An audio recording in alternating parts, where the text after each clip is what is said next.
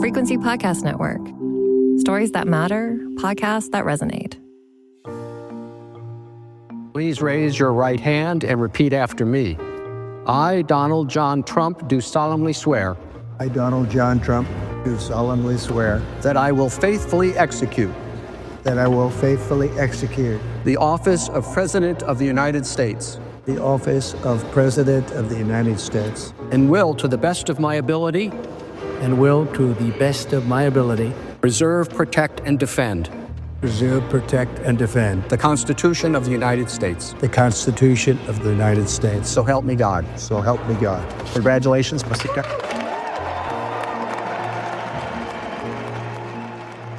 And with that, Donald Trump takes office for his second term as the 47th President of the United States of America. And President Trump wasted no time starting to implement his agenda on day one, signing executive orders from immigration to education to energy. But one thing that Trump did not do on Monday was impose tariffs on Canada. His promise to bring across-the-board import tariffs on Canadian goods is still on the table, but when and how exactly the tariffs will come is still up in the air. So what do we know, and what don't we know about Trump 2.0? I'm David Smith, and this is The Big Story. I'm joined today by Xavier Delgado, Senior Associate with the Canada Institute at the Woodrow Wilson Center in Washington, D.C. Hi, Xavier. Thank you so much for joining us. Hi, David. Thank you for having me. I'd like to start, since you are there in the thick of things, for our listeners here north of the border, what's the vibe like in Washington, D.C. on Inauguration Day? Is it like a party atmosphere? Is it more of a somber, serious kind of event? And is it any different this year because the whole thing had to be moved inside from the weather? Well, if you're a Trump supporter who's flown in, it's definitely a party atmosphere. You walk around D.C., you see red hats everywhere, American flags. The downtown area is locked down for all the inauguration festivities. I think the president, at the time of recording, is just wrapping up a lunch on Capitol Hill and about to head to Capital One Arena, where he'll be signing his initial executive orders in front of the crowd that's gathered there to support him. If you're a local resident, though, you've been through a few inaugurations and you're not too into the whole political sphere, once you get outside downtown, a lot of people have just left for the long weekend. It is Martin Luther King Day today. So it's a little bit of a mix. If you're downtown in the thick of things, it's an exciting political party. If you get out to the outskirts, it's a bit quieter, but everyone is just bracing for what's going to be a very hectic and busy 100 first days of the administration. Yes, indeed. It is going to be quite the few months here as Mr. Trump gets settled back into the White House. So the big news for Canadians today is that there is no news, at least when it comes to tariffs. What do you make of Trump holding off on the tariff threat for now? What's gone into that decision? Why might he have done that? Well, I think that's the critical words there, David, for now. We know that he promised in his inaugural address that he'd be looking at whether he could tariff other countries, whether it's allies or adversaries like China, but that he's holding off on it for now. I wouldn't read too much into it beyond what's already been well ventilated, which is that this is going to be a priority for his administration. He's looking to extract more revenue and money for the American people out of trading partners. But if you looked at his inaugural priorities, a lot of it is more inward facing. He's looking to increase government efficiency. He's going to sign in a few short moments a slew of executive orders that's going to take aim at some of the government agencies we have here in Washington. And he's also looking towards the southern border, which was a large electoral issue for the people who got him into office. So I think the initial priorities for the first at least 24 hours are going to be primarily domestic. But I wouldn't take for granted the fact that he's likely in the coming days and weeks going to start looking more seriously at whether he can tariff allies and how he'd go about doing that. Yeah, in his inauguration address, he did reference again the creation of something called an external revenue service. What would that be exactly? How does that fit into the puzzle here? I think it's something that we're going to have to just wait and see in the coming days. I think it's important to note that the United States already does have the authority and the ability to enact and implement tariffs. So it's unclear whether this new agency would take on that responsibility from the existing authorities that have that mandate. But really, when it comes to things like the External Revenue Service, the Department of Government Efficiency, these are new initiatives being launched by the Trump administration. And anybody who tells you outside the president's circle that they know what's happening is probably lying to you. These are novel ideas that are being implemented, and only those in the closest inner circles of the White House have any sense of the blueprint on how these are going to be rolled out. Okay. Now, you work, Xavier, in the world of promotion of Canada and knowledge of Canada within the United States. What has your experience been over the last month or so when it comes to how people in Washington are reacting to the very idea of across-the-board tariffs? What is the reaction that you're hearing? What are the concerns down there? Well, one of the persistent concerns we have in the Canada-U.S. space here on the state side is that oftentimes Americans just don't think about Canada. They'll think about us when we beat them in gold medal hockey, or they'll think about us every now and again if some issue pops up remotely here or there. But across the board, day to day, Americans aren't really thinking about Canada. And that also extends to lawmakers. There's a really great American-Canadian Economic and Security Caucus composed of members of both the House and the Senate from both sides of the aisle. They've been great on advocating for Canada-U.S. issues. There's also a Northern Border Security Caucus that's entirely Republican-led and run that focuses on northern border security issues. But I think it's important to note that lawmakers, especially those at the highest levels of government here in D.C., have a lot of other things to focus on. And it's hard to get airtime for a country that's often not a squeaky wheel like Canada is. So part of the battle here has been really educating and trying to draw attention to Canada so that when these issues pop up, people aren't just flying in blindly or ignorantly with no understanding of how the Canada-U.S. trade relationship works. I think that's been a big part of public diplomacy for the Canadian government over the past few weeks. We've seen a concerted effort to communicate down here in D.C. the benefits of Canada-U.S. trade. In fact, if you're watching the National Football Playoff Championship tonight on any of their local broadcasters, there's a chance that you'll see an advertisement for Ontario that touts the Ontario-U.S. trade relationship. So we've seen a big uptick in that form of public diplomacy, really just trying to educate people about what the status of the Canada-U.S. relationship is and all the benefits that it brings to people across the country. Yeah, I know we are still working in the world of crystal balls and speculation about what or what might not happen. Nobody's inside President Trump's head. But would you say there's a possibility that when these tariffs do come, if they do come, is there a chance that they won't be across the board? Do you think the administration is at least open to negotiating ahead of time some exemptions for some Canadian sectors? Well, the president not president-elect anymore. President Trump loves to say that nothing is off the table. I think he's playing his cards very closely to his chest, not just because this was a campaign promise he made, but also with an eye to the 2026 USMCA review. It's a massive trilateral agreement. It helps facilitate billions of dollars in trade for all three countries. And I think the president is going to try to use the threat of tariffs, especially across the board universal tariffs, to negotiate a better position for the United States within the agreement. We know that they're unhappy with Canada's digital services tax. I think that might be a chip that they try and play. But I don't think that we're going to get any indication from the president about whether he's going to take universal tariffs off the board, whether he's going to try and narrow it down to specific sectors. I think they'll try and keep the threat of it as large as possible so that they have a better hand as we head into these renegotiations. The news cycle here in Canada has been totally preoccupied with how the government is responding, what that response specifically might look like once it comes about. Where does Canada have leverage over the U.S. when it comes to trade and possible counter tariffs? It's a great question, David, because I think there's almost this myth of Canadian leverage. Now, it's worth noting Canada is one of the United States' largest trading partners. I think if you count goods and services, we're the top. If you just count goods, we're second behind Mexico. So, and Canada is the leading trading partner for, I think, something around 34 U.S. states, the largest export market.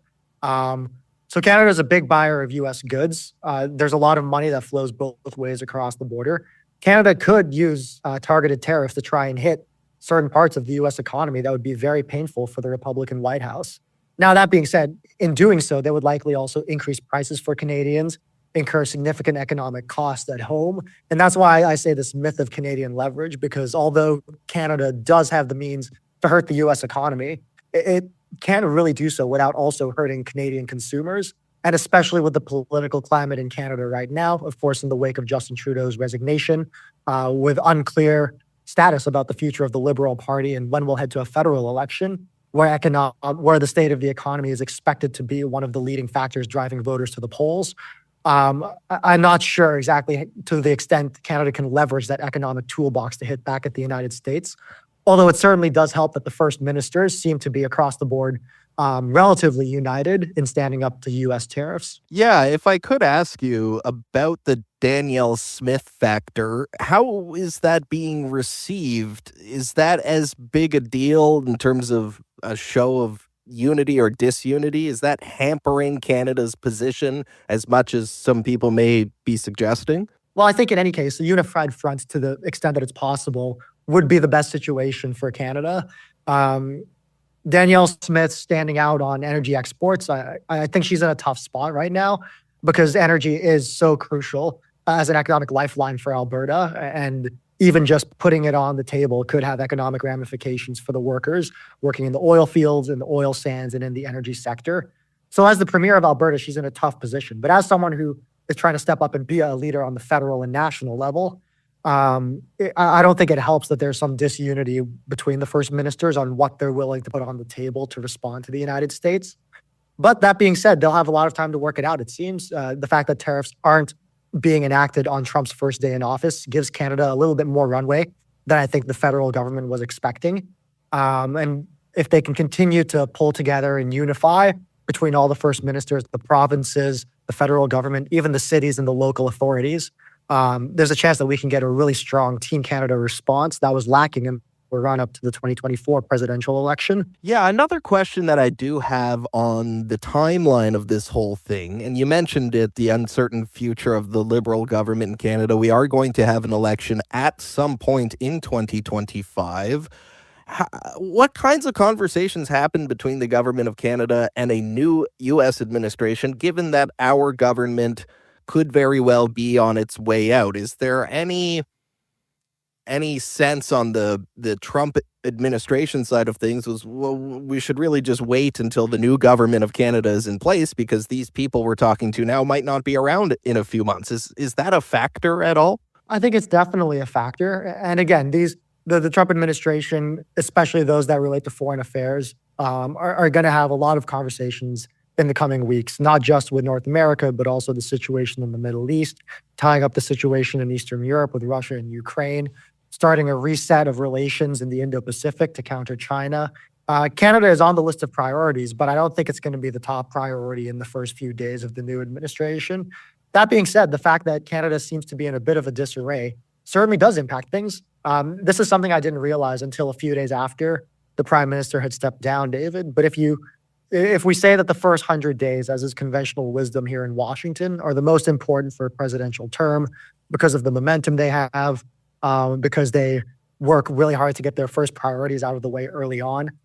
Out of those first 100 days, for about 65 of them, Canada is going to be in a Peru parliament. So we have no legislature, and we have a lame duck prime minister who's already said he's going to resign.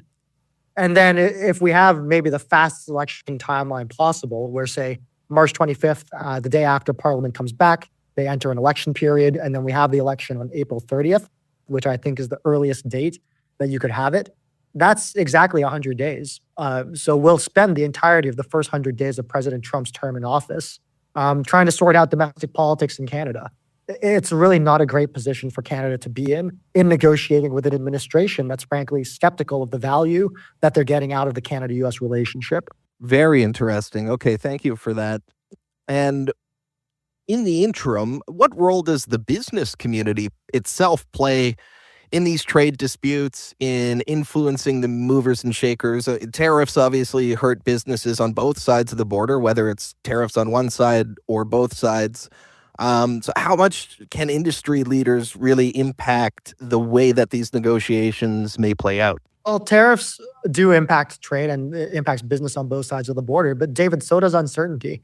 Whether it's uncertainty brought about by questions about what the Trump administration is going to do, although I think in the coming days that'll be sorted out and we'll get a clear sense of direction from the government on what their trade priorities are going to be. Or it's uncertainty in Ottawa, unsure who's going to be prime minister in 2 months, whether that prime minister will stick around for the duration of their year or whether we'll have an early election, and then what the next government is going to do. All of these questions impact the business community.